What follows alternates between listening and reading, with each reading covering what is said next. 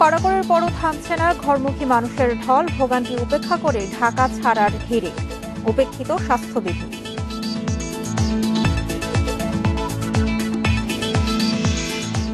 ঈদের আগে সক্রিয় অজ্ঞান পার্টি চক্রের প্রধান সহ 4 সদস্যকে আটক করেছে পুলিশ।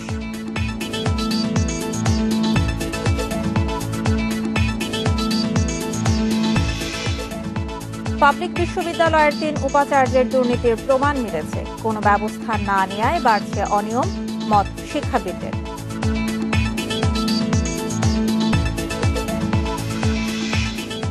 সবচেয়ে বেশি ডেঙ্গুর ঝুঁকিতে ঢাকা উত্তরের 32, দক্ষিণের 48 নম্বর ওয়ার্ড, স্বাস্থ্য অধিদপ্তরের জরিপের তথ্য।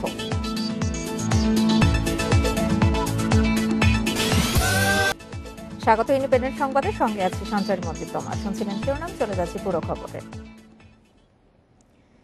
ঈদে ঘরমুখী মানুষের ঢল কোনোভাবেই থামানো যাচ্ছে না। করোনার সংক্রমণ ঠেকাতে দূরপাল্লার যান চলাচলে বন্ধ রাখা হলেও কোনো বাধাই কাজে আসছে না। হেঁটে, মোটরসাইকেলে, খোলা ট্রাকে যে কোনোভাবেই যেভাবেই পারছে বাড়ির পথে ছুটছে মানুষ। করোনা আতঙ্ক, সড়কে ভোগান্তি, বাড়তি ভাড়া আর ফেরি বন্ধ জেনেও ঝুঁকি নিয়েই ঢাকা ছাড়ছে মানুষ।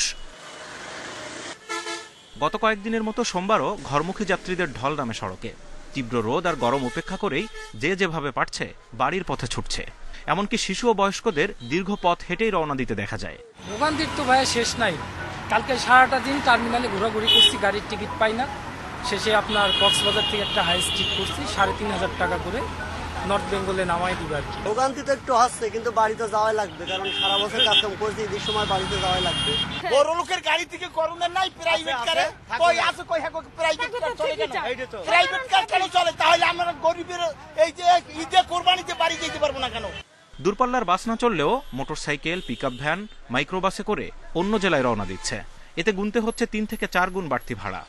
বাসে ভাড়া 350 ছিল, হয়তো মাইক্রোতে 1000 নেবে, সেখানে যাচ্ছে 2500 টাকা যাচ্ছে। বাসে দলে পুলিশই ধরে, বাসে গেলে 11 আমরা সরাসরি পাটুরে নামাই দিতে হবে। আরিসে ঘাটে যেমন বাইকের ভাড়া চাই হচ্ছে 1500 টাকা, আরিসে ঘাটে 1500 টাকা আছে। পুলিশের যুক্তি, দূরপাল্লার বাস বন্ধ থাকায় কারো যাওয়ার সুযোগ নেই। তবে বাস্তব চিত্র ভিন্ন। এই পাড়ার থেকে হেমায়তপুর না 50 টাকা, 100 টাকা পুলিশ দাঁড়ানো থাকে, তাহলে শুধু ব্রিজটার উপর কি করো না?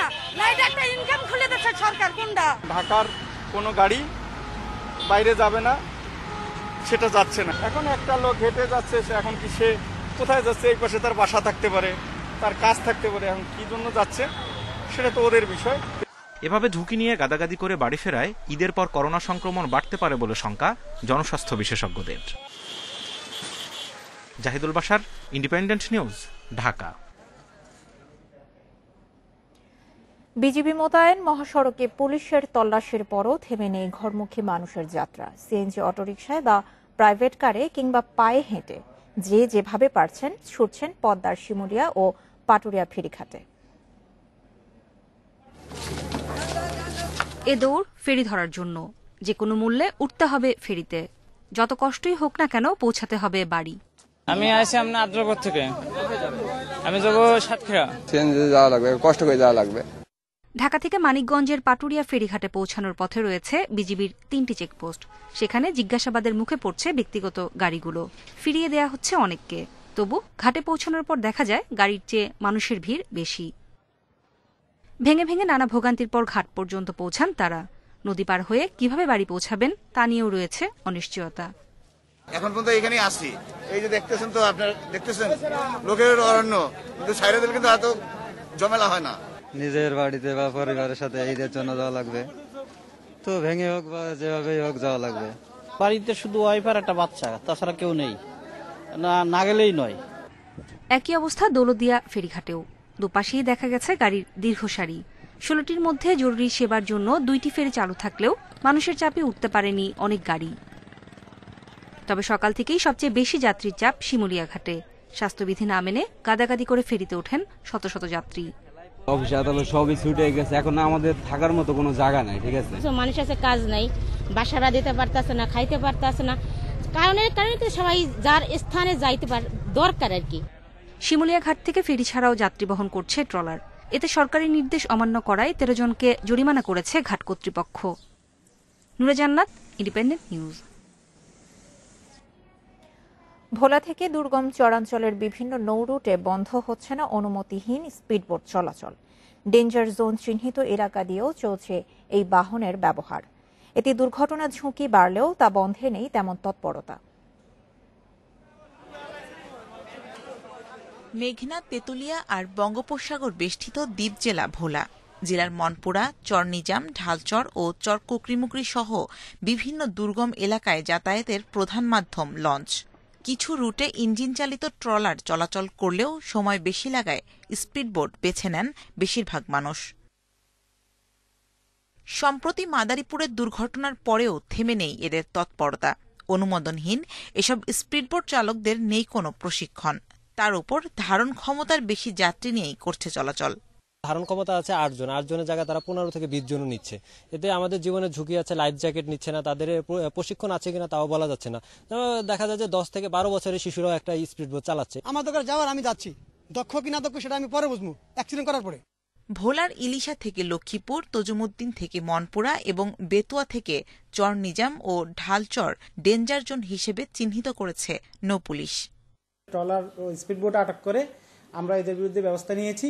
আমাদের এই অভিযানটা শক্তভাবে আমরা আগামীতে আরও নিব এবং তাদের বিরুদ্ধে শক্তভাবে অভিযান পরিচালনা করব, যেন তারা কোনোভাবেই এই উত্তাল নদীতে তারা স্পিডবোট চালাতে না পারে। এসব রুটে অনুমোদনহীন কোনো নৌযান চলাচল করতে পারবে না উল্লেখ করে আইন অমান্যকারীদের বিরুদ্ধে ব্যবস্থা নেওয়ার কথা জানিয়েছেন বিআইডব্লিউটিএ। বাংলাদেশ অভ্যন্তরীণ নৌ পরিবহন বিধিমালা 2019 অনুসারে অবৈধভাবে পরিচালিত স্পিডবোটগুলো নিয়ন্ত্রণ আনার জন্য আমরা কাজ করছি। ভোলার 12টি ঘাট থেকে বিভিন্ন এলাকায় প্রতিদিন ঝুঁকি নিয়ে চলাচল করছে 2 শতাধিক স্পিডবোট। Independent news desk. দেশের অভ্যন্তরীণ রুটে ফ্লাইট চালু থাকায় আকাশপথকে বেছে নিচ্ছেন যাত্রীরা। ঈদের আগে সব রুটেই প্রায় 100% টিকিট বিক্রি শেষ বলে জানিয়েছে বিমান সংস্থাগুলো। তবে ফিরতি পথে যাত্রী না থাকায় লোকসান কাটানো সম্ভব হচ্ছে না বলে দাবি ব্যবসায়ীদের। দেশে করোনা শুরুর পর থেকেই ধস নামে এভিয়েশন ব্যবসায়। করোনার প্রথম ধাক্কা কাটিয়ে ঘুরে দাঁড়ানোর চেষ্টা হলেও দ্বিতীয় ধাক্কায় আবার বন্ধ হয়ে যায় বিমান চলাচল। 21 এপ্রিল থেকে কক্সবাজার ছাড়া অভ্যন্তরীণ সব রুটেই সীমিত পরিসরে ফ্লাইট চলাচলের অনুমতি দেয় বেসামরিক বিমান চলাচল কর্তৃপক্ষ বেবিচক। অভ্যন্তরীণ ফ্লাইট চালু থাকায় ও সড়কপথে নিষেধাজ্ঞা থাকায় আকাশপথকে যাত্রীরা বেছে নেয়ায় চাহিদা বেড়েছে বলে জানায় এভিয়েশন ব্যবসায়ীরা। এদের আগে যেহেতু নাম্বার অফ ফ্লাইটস কম, ইন্টারসিটিগুলো বন্ধ অবস্থা আছে, লঞ্চ বন্ধ আছে, ট্রেন বন্ধ আছে, সেখানে আসলে সেই তুলনায় আমি বলবো যে প্রেশারটা আছে।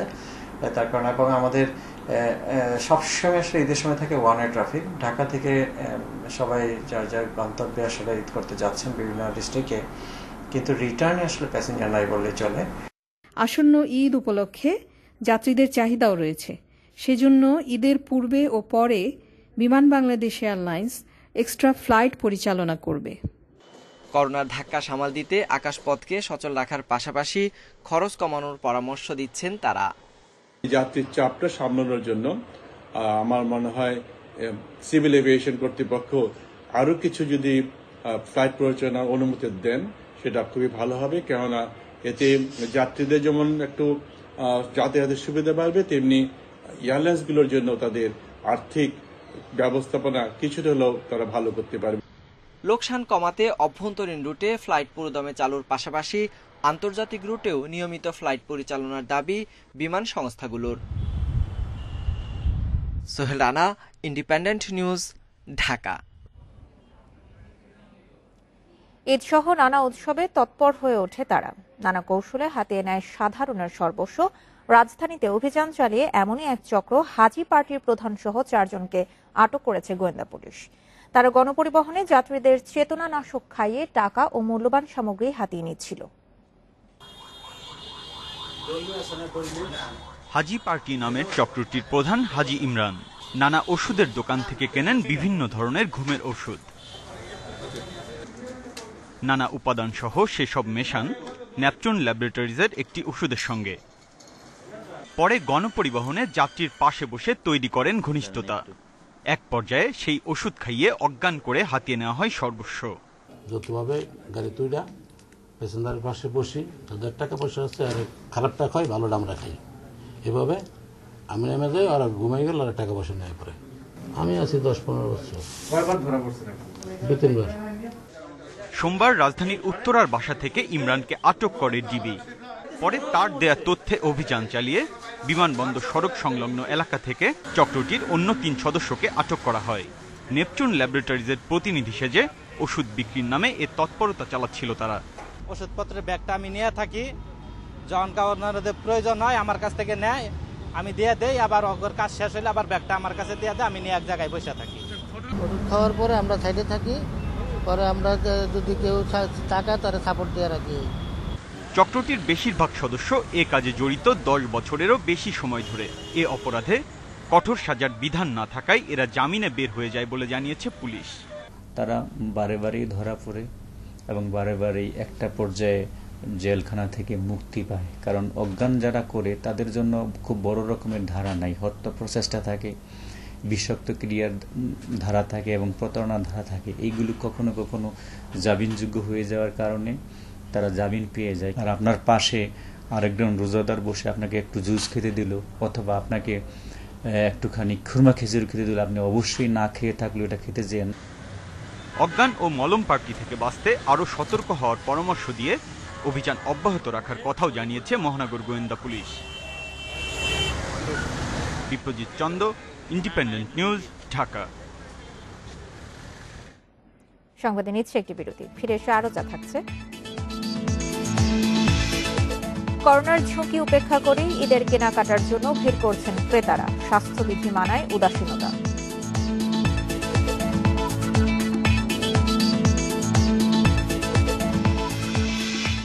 চীন বিরোধী কোয়াড জোটে গেলে ঢাকা বেইজিং সম্পর্কে নেতিবাচক প্রভাব পড়বে, ব্রিফিংয়ে চীনের রাষ্ট্রদূত।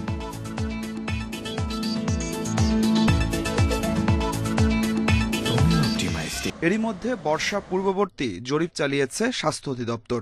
2 সিটির 69টি ওয়ার্ডের 70 জায়গায় চালানো হয়েছে জরিপ।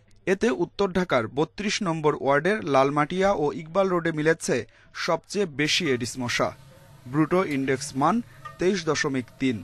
আর দক্ষিণের 48 নম্বর ওয়ার্ডের সায়দাবাদ ও উত্তর যাত্রাবাড়ি এলাকায় এই মান 20। এর পরের অবস্থানে আছে Manipur, Pirerbag, Mintu road, Bailey road সহ অন্তত 24টি এলাকা।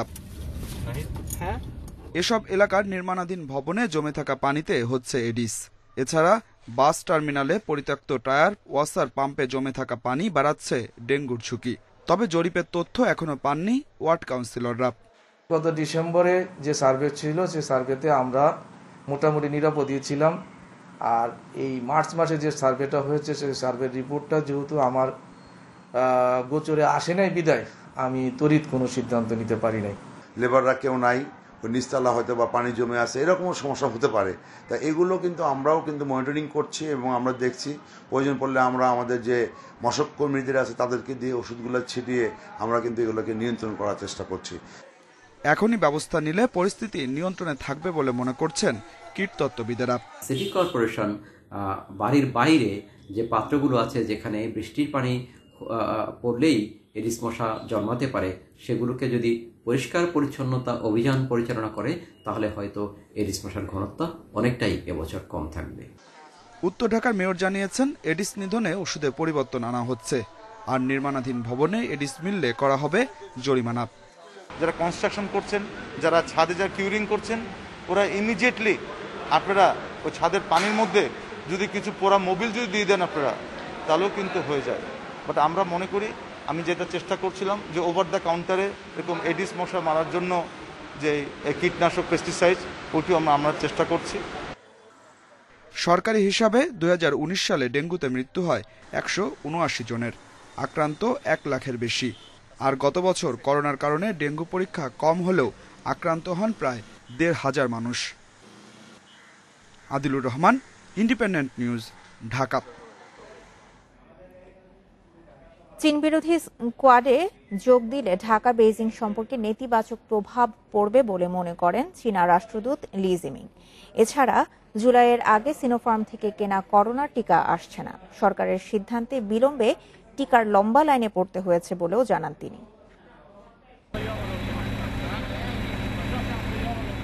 বুধবার চীন থেকে আসছে উপহারের 5 লাখ ডোজ করোনা টিকা। তবে সহসা আসছে না দেশটি থেকে সরকারি পর্যায়ে কেনা টিকা।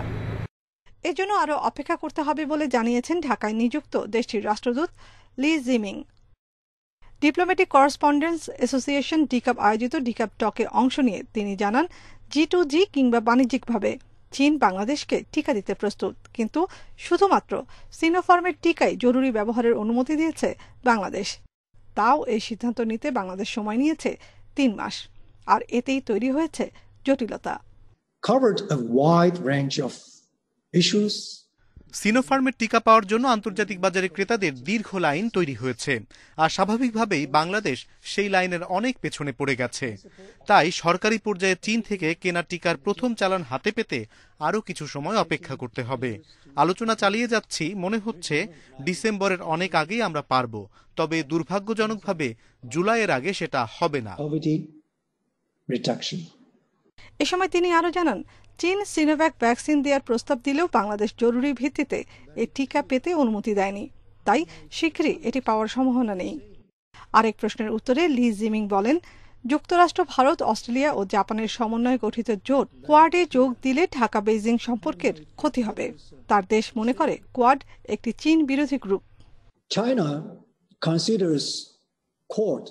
যুক্তরাষ্ট্রের নেতৃত্বে কোয়াড নিজেকে অর্থনৈতিক কাজে সম্পৃক্ত বলে দাবি করলেও এটি মূলত সামরিক জোট। যুক্তরাষ্ট্রের সঙ্গে সুর মিলিয়ে এখানে জাপানও চীনের বিরুদ্ধে বলছে। কোয়াডে অংশগ্রহণের বিষয়ে বাংলাদেশকে সতর্ক থাকতে হবে। বাংলাদেশ এতে যুক্ত হলে তা দ্বিপক্ষীয় সম্পর্ক নষ্ট করবে। তিস্তা প্রকল্পে ঋণ প্রস্তাব নিয়ে চীনের পরিকল্পনার কথা জানতে চাইলে দেশটির রাষ্ট্রদূত বলেন, এ নিয়ে আনুষ্ঠানিকভাবে দুপক্ষের মধ্যে এখনও কোনো আলোচনা হয়নি। রোহিঙ্গা প্রত্যাবাসন ইস্যুতে তিনি বলেন, মিয়ানমারে যেই অস্থিরতা চলছে তাতে এখন ধৈর্য ধরা ছাড়া বিকল্প নেই। Nafiza Daula, independent news, Dhaka. সময় হলো আরেকটি বিরতি, ফিরে এসে আরও যা থাকছে। করোনায় ঘরবন্দি থেকে আরো অস্থির বিশেষ চাহিদা সম্পন্ন শিশু কিশোর, সামলাতে হিমশিম খাচ্ছেন অভিভাবকরা।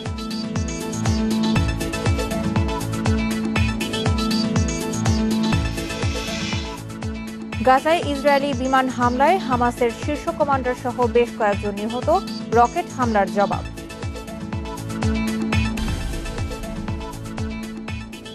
খালেদা জিয়ার চিকিৎসার চেয়ে রাজনীতিকেই বিএনপি নেতারা বেশি গুরুত্ব দিচ্ছেন দাবি করে ওবায়দুল কাদের বলেছেন, এ নিয়ে নতুন করে বলার কিছু নেই। অন্যদিকে আওয়ামী লীগের সভাপতি মণ্ডলের সদস্য আব্দুর রাজ্জাক বলেছেন, খালেদা জিয়ার বিদেশে চিকিৎসার বিষয়ে আইন অনুযায়ী যা হওয়ার তাই হবে। সোমবার সকালে রাজধানীর বঙ্গবন্ধু এভিনিউয়ে আওয়ামী লীগের ত্রাণ ও সমাজ কল্যাণ উপকমিটির অনুষ্ঠানে ভার্চুয়ালি যুক্ত হন ওবায়দুল কাদের। বক্তব্যে বিভিন্ন দলিলে বিএনপি চেয়ারপারসনের 5টি জন্মদিনের কথা উল্লেখ করে 15 আগস্ট জাতীয় শোক দিবসে মিথ্যা জন্মদিন পালনের কঠোর সমালোচনা করেন। বিভিন্ন সময় জন্মদিবস পালনকারী বেগম খালেদা জিয়ার জন্মদিন বিষয়ক আসল সত্য অবশেষে তিনি নিজেই উন্মোচন করলেন। 15ই আগস্টে বেগম খালেদা জিয়ার ভুয়া জন্মদিন পালন করা, জাতির পিতার হত্যাকারীদের উৎসাহিত করা এবং নির্মম সেই হত্যাকাণ্ডকে উপহাস করারই সামিল বলে জনগণ মনে করেন। খালেদা জিয়ার বিদেশে চিকিৎসার প্রসঙ্গেও কথা বলেন আওয়ামী লীগের সাধারণ সম্পাদক। বেগম জিয়ার করোনা নেগেটিভ হওয়া স্বস্তির খবর, আমরা তার সম্পূর্ণ সুস্থতা কামনা করি। তো বেগম জিয়ার বিদেশ যাত্রার ব্যাপারে স্বরাষ্ট্র আইনমন্ত্রীর বক্তব্য সবাই জেনেছেন। এ নিয়ে নতুন করে আমার কিছু বলার নেই। দলের অপর নেতা ডক্টর আব্দুর রাজ্জাকও কথা বলেন বিদেশে চিকিৎসার দাবি প্রসঙ্গে। দোয়া করি উনি সুস্থ হয়ে উঠুন, কিন্তু ওনার নেতা কর্মীরা যারা দিশেহারা, যারা বিভ্রান্ত, তারাই নানানভাবে তার অসুখকে নিয়ে রাজনীতি করতে চায়, সেটিকে আমরা মেনে নিতে পারি না। আইন তার নিজস্ব গতিতে চলবে। খালেদা জিয়ার চিকিৎসার নামে রাজনীতি করার মানসিকতা থেকে বিএনপিকে সরে আসার পরামর্শ দেন আওয়ামী লীগ নেতারা। শাহাদাত স্বপন, ইন্ডিপেন্ডেন্ট নিউজ, ঢাকা। দীর্ঘদিন স্কুল বন্ধ, ঘরবন্দি থাকতে থাকতে অস্থির হয়ে উঠেছে অটিস্টিক শিশু কিশোররা। স্বাভাবিক শিশু কিশোরদের থেকে একটু আলাদা হওয়ায় এদের সামলাতে হিমশিম খাচ্ছেন অভিভাবকরা। চট্টগ্রামে এসব বিশেষ শিশু কিশোরদের নানাভাবে চাঙ্গা করার চেষ্টা করছে একটি স্বেচ্ছাসেবী সংগঠন। বিশেষজ্ঞদের পরামর্শ, ঘরে পছন্দের কাজে ব্যস্ত রাখতে হবে এসব শিশু কিশোরদের। এবার পিএসসি পরীক্ষা দেওয়ার কথা ছিল রিবোর। করোনার কারণে স্কুল বন্ধ, হয়নি পরীক্ষা। এরপর থেকেই অনেকটা ঘরবন্দি জীবনযাপন তার। একই অবস্থা সাজিব, আরাফাত সহ আরো অনেকের। দীর্ঘ সময় ধরে ঘরে থেকে মন মেজাজ সহ এসব শিশুদের আচরণে এসছে নানা পরিবর্তন। স্বাভাবিক শিশুটা যে স্কুলে যায়, সে স্কুল বুঝেছে যে স্কুল আমাদের একটা পরিস্থিতি আসছে, সেটাতে আমি বাইরে যেতে পারবো না, কোনো একটা ভাইরাস আমাদের দ্বারা আক্রান্ত হবে, আমরা আক্রান্তিত হব, অন্যদের সাথে সংক্রমিত হব। কিন্তু আমার বিশেষ শিশুটা কিন্তু এইটা বুঝছে না। এগুলো এখন বাসায় বসে থেকে এগুলো তো অ্যাকচুয়ালি বিভিন্ন নানান কাজের জন্য এগুলো আমরা আসলে এগুলো প্র্যাকটিস করাতে পারতেছি না, তো এগুলো ভুলে যায়। এগুলো করোনার সময়ে এসব শিশু কিশোরদের মানসিকভাবে চাঙ্গা করতে উদ্যোগ নিয়েছে স্বেচ্ছাসেবী সংগঠন নিষ্পাপ অটিজম ফাউন্ডেশন। এছাড়া ঈদ উপলক্ষে উপহার দিয়েও তাদের ফুরফুরে করার চেষ্টা করছে সংগঠনটি। আমরা চেষ্টা করব ঈদের পরবর্তী পরেও যদি লকডাউন থাকে, তাহলে আমরা বাচ্চাদেরকে ঠিক আগের নিয়মে অনলাইনের মাধ্যমে আমাদের কার্যক্রম চালু রাখবো।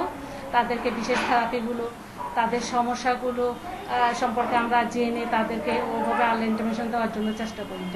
বিশেষজ্ঞরা বলছেন, স্বাভাবিক শিশু কিশোরদের যে কোনো বিষয় বোঝানো গেলেও এসব শিশুদের ক্ষেত্রে তা কঠিন।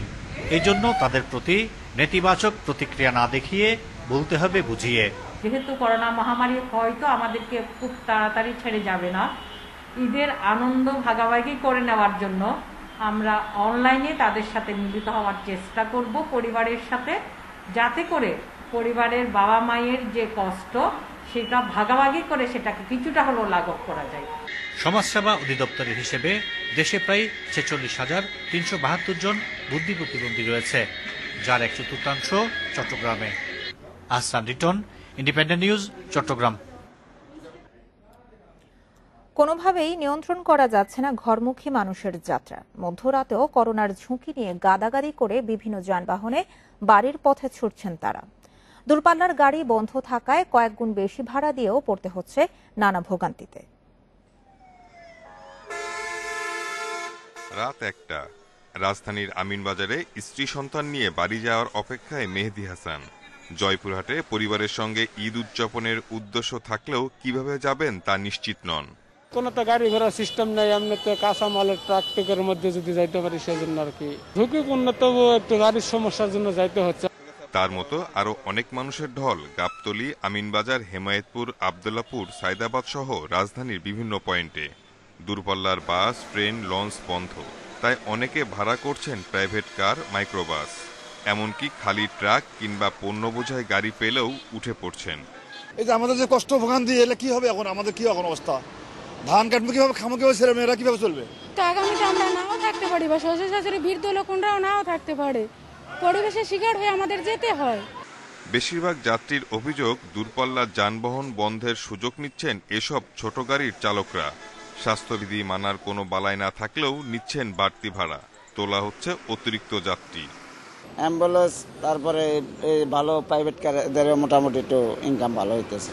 যাত্রীদেরকে প্রচন্ড হয়রানি করতেছে, সময় মতো গাড়ি আসতেছে না, এবং যা ভাড়াও প্রচন্ড বেশি নিচ্ছে ওরা। মহাসড়কে ধীর গতির যান চলাচলে সরকারি নিষেধাজ্ঞা থাকলেও পাটুরিয়া শিমুলিয়া ঘাটের পথে প্রতিদিনই ছুটছে ব্যাটারি চালিত রিকশা, ইজি বাইক সহ নানা ছোট গাড়ি। Shahid Ahmed, independent news, Dhaka. গত ২৪ ঘন্টায় করোনা শনাক্তের সংখ্যা বেড়েছে, তবে কমেছে মৃত্যু। নতুন করে আক্রান্ত হয়েছেন আরও ১,৫১৪ জন, আর একদিনে মৃত্যু হয়েছে আরও ৩৮ জনের। এ নিয়ে করোনায় মোট প্রাণহানি ১১,৯৭২ জনের। একদিনের ব্যবধানে বেড়েছে করোনা আক্রান্তের সংখ্যা। রোববার ২৪ ঘন্টায় করোনা শনাক্ত হয় ১,৩৮৬ জনের, আর সোমবার সে সংখ্যা ১,৫১৪ জন।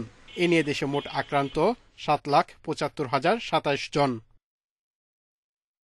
গত ২৪ ঘন্টায় ৩৮ জনের মৃত্যুর খবর দিয়েছে স্বাস্থ্য অধিদপ্তর। তার আগের দিন মারা গিয়েছিল ৫৬ জন। দেশে এ পর্যন্ত প্রাণহানি ১১,৯৭২ জনের। করোনা সংক্রমণ এড়াতে স্বাস্থ্যবিধির উপর জোর দিচ্ছেন বিশেষজ্ঞরা। আমরা 3টা ভেরিয়েন্ট অফ যে কনসার্ন সেগুলো হচ্ছে, একটা হলো সাউথ আফ্রিকান ভেরিয়েন্ট, একটা হলো ইউকে ভেরিয়েন্ট, আরেকটি হলো ব্রাজিলিয়ান ভেরিয়েন্ট। তো এখন এগুলো আসলে বিভিন্ন জনগোষ্ঠীতে বিভিন্ন ফল দেয়, কিন্তু আমাদেরকে ধরে নিতে হবে যে এটি ভেরিয়েন্ট অফ কনসার্নের মতো আমাদেরকে ব্যবস্থা নিতে হবে। অর্থাৎ ব্যবস্থা কিন্তু ভেরিয়েন্ট অফ ইন্টারেস্ট হোক আর কনসার্ন হোক, সবই কিন্তু স্বাস্থ্যবিধি কিন্তু একই। দেশে করোনা থেকে সুস্থ হয়েছেন আরও 2115 জন। এ নিয়ে মোট সুস্থ 7,12,277 জন। Ilias Ahmed Khan, independent news, Dhaka.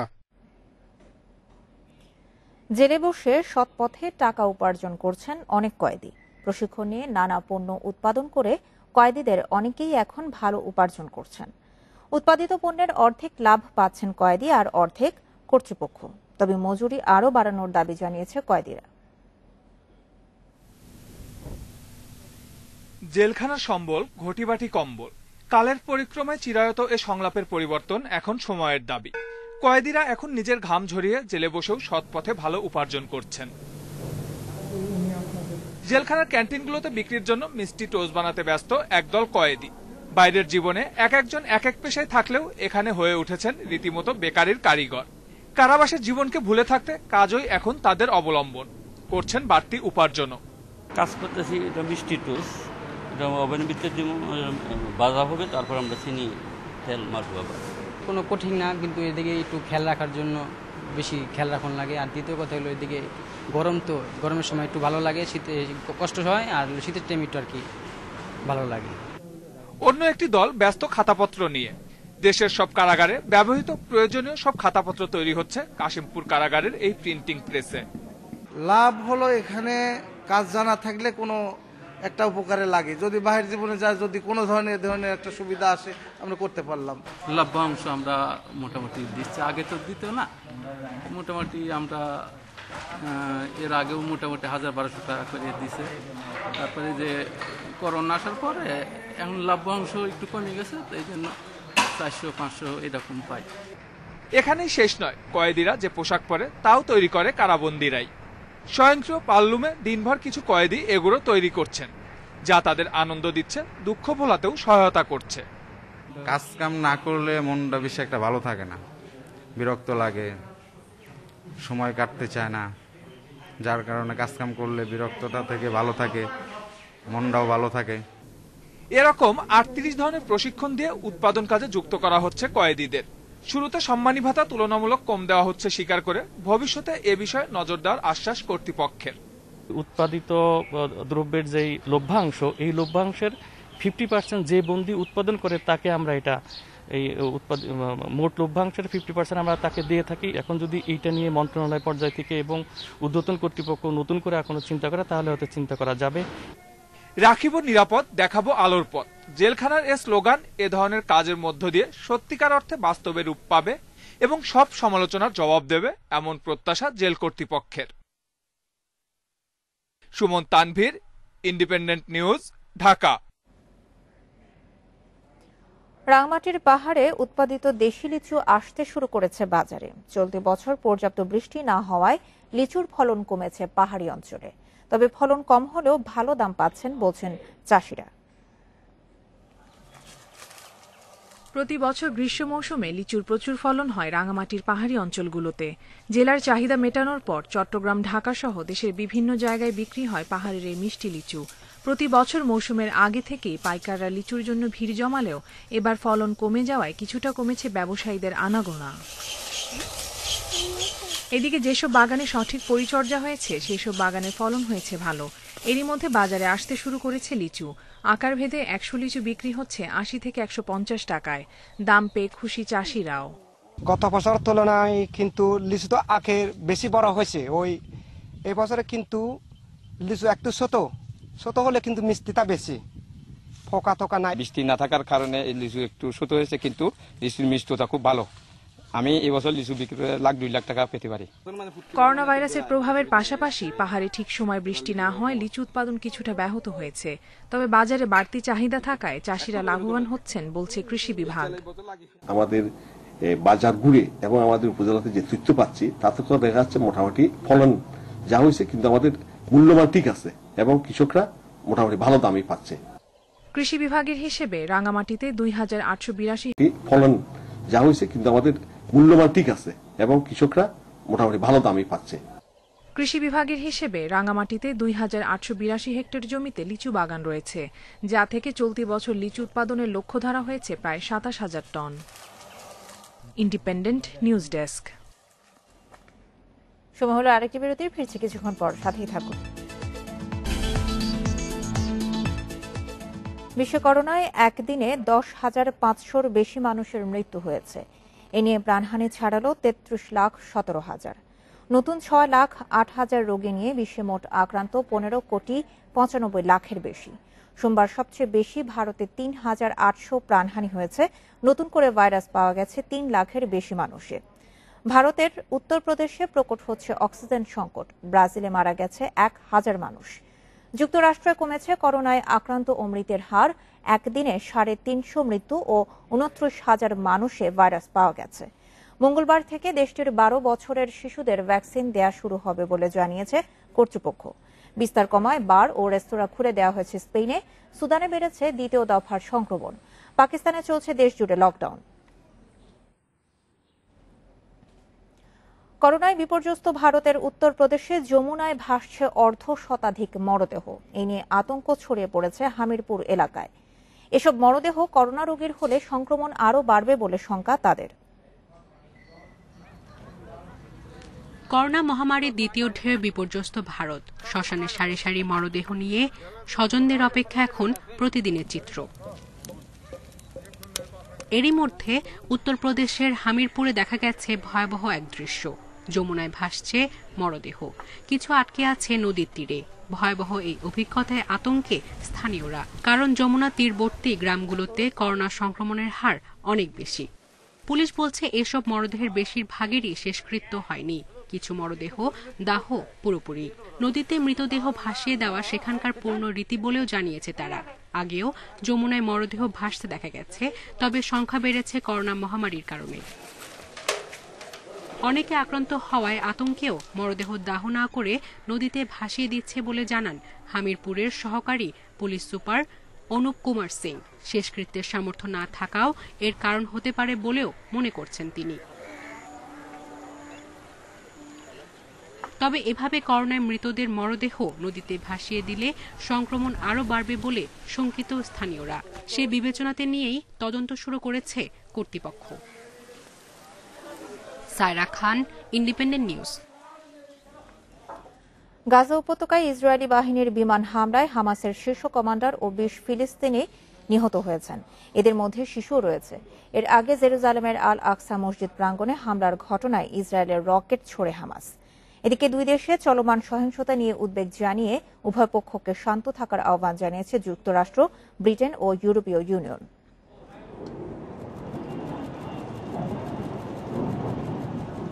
Jerusalem লক্ষ্য করে গাজা উপত্যকা থেকে একের পর এক রকেট হামলা চালায় হামাস। এতে ছড়িয়ে পড়ে আতঙ্ক।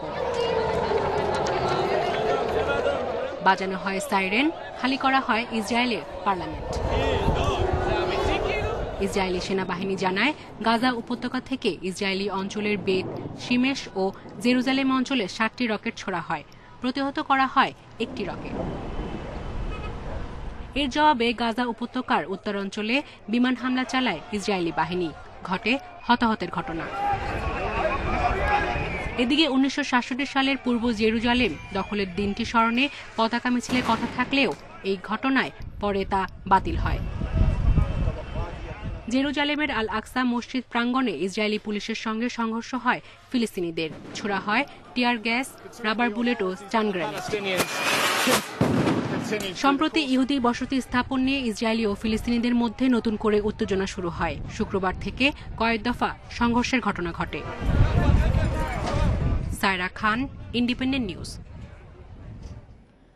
ধারাবাহিকতার অভাব বারবার সমালোচনায় ফেলেছে লিটন দাসকে। প্রতিভা নিয়ে প্রশ্ন নেই, কিন্তু মাঠে তার সামর্থ্যের পুরোটা এখনো পায়নি বাংলাদেশ। তবে লিটনের বিশ্বাস দ্রুত কেটে যাবে বাজে সময়। ঈদের আগে সোমবার শেষ দলীয় অনুশীলন সেরেছে বাংলাদেশ দল। বয়সটা 36, ক্যারিয়ারের পথে বাধা হতে শুরু করেছে ইনজুরি আর ফিটনেস। সাদা পোশাকের অধ্যায়ে সমাপ্তির সুর বেজে গেছে, তবে ওয়ানডেতে টিকে থাকা রেসে লড়াই করে যাচ্ছেন পঞ্চপাণ্ডবের অন্যতম মাহমুদুল্লাহ রিয়াদ। সবশেষ 4 ম্যাচে 250 পাওয়া অলরাউন্ডার প্রস্তুত লঙ্কা চ্যালেঞ্জের জন্য। মাহমুদুল্লাহর কাছ থেকে অনেক কিছুই শেখার আছে লিটনের। টেকনিকে দেশসেরা তকমা আছে সাথে, তবে ধারাবাহিকতার বড্ড অভাব। জিম্বাবুয়ের বিপক্ষে দেশের হয়ে সর্বোচ্চ ইনিংস খেলার পর 6 ম্যাচে 30-এর উপর রান করতে পারেননি। আমি যদি 10 ওভার সাকসেস হই দেন আমার কাছে মনে হয় 15-এর পর 40 পর্যন্ত আমার জন্য খুব ইজি একটা অপশন হবে। আর আমি জানি আমার ক্যাপেবল কতখানি আছে, তো এটা নিয়ে কাজ করছি। আর লাস্ট 2 দিন ধরে আমি একটা যেটা চিন্তা করলাম যে লং হিট কিভাবে করা যায়, তো এটা নিয়ে কিছু কাজ করলাম রায়ান কুকের সাথে। এই আর কি, মানে নতুন কোনো কিছু ইমপ্রুভ করার চেষ্টা করতেছি। নিউজিল্যান্ড সফরে বাজে কিপিং এ চাপে আছেন মুশফিক। উইকেট কিপিং এ একটা সময় পুরোপুরি দায়িত্ব নিতে হবে, তবে এখনই এই বিষয় নিয়ে ভাবছেন না, ফিল্ডিং এ মনোযোগ দিচ্ছেন। তামিম, সৈকত, তাসকিনরা বিশ্রামে কাটালেও ঈদের আগে শেষ অনুশীলনে ছিলেন 8 ক্রিকেটার। আমি ট্রাই করি যখনই প্র্যাকটিস করি আমি বলের কাছে কুইক যাওয়ার জন্য। আমি জানি আমার হাত মোটামুটি ভালো, যেহেতু কিপিং করি ওই হিসাবে আমার হাতটা একটু ভালো আছে, তো আমি রেগুলার প্র্যাকটিসও করি ক্যাচিং এর। But in the meantime আমি যখনই কোথাও ফিল্ডিং করি বা কোনো কিছু করি একটা জিনিসই চিন্তা করি যে আমি বলের কাছে কুইক যাবো, তাহলে আমার কাছে ম্যাচে যা ইজি হয়। 1 সপ্তাহ ঈদের ছুটি কাটাবেন ক্রিকেটাররা। ঢাকায় থাকারা চাইলে ব্যক্তিগত অনুশীলন চালিয়ে যেতে পারবেন। 18 মে আবারও শুরু হবে টাইগারদের প্রস্তুতি। কোয়ারেন্টিন শেষ করে যেখানে যোগ দেবেন সাকিব, মুস্তাফিজ। Mazharul Islam, independent news.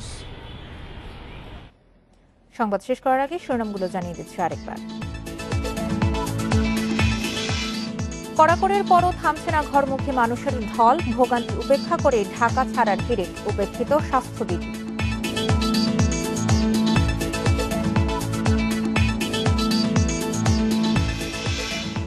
ঈদের আগে সক্রিয় অজ্ঞান পার্টি, চক্রের প্রধান সহ 4 সদস্যকে আটক করেছে পুলিশ।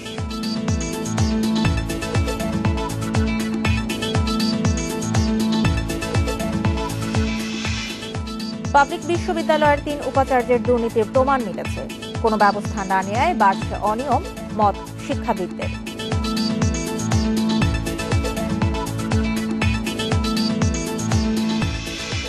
সবচেয়ে বেশি ডেঙ্গুর ঝুঁকিতে ঢাকা উত্তরের 32, দক্ষিণের 48 নম্বর ওয়ার্ড, স্বাস্থ্য অধিদপ্তরের জরিপের তথ্য।